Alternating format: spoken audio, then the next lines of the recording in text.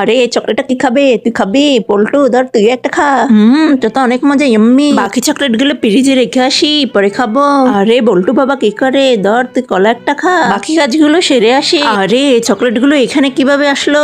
আরে এখানে কিসের চাপ দুইটা? এই দুইটা কিসের চাপ দেখি তো? মনে হচ্ছে তো দাঁতের চাপ। কার দাঁতের সাথে ম্যাচ করে তার আজকে খবর আছে। এই পল্টু হা কর তো। আরে তোর দাঁতের সাথে তো ম্যাচ করে না। পিঙ্কি তুই হা কর। ঠাকুমা আপনার দাঁত দেখি তো। বিড়াল তোর দেখি তো। কি রে, এটা কার সাথে তো মিলছে না, এটা কার হতে পারে?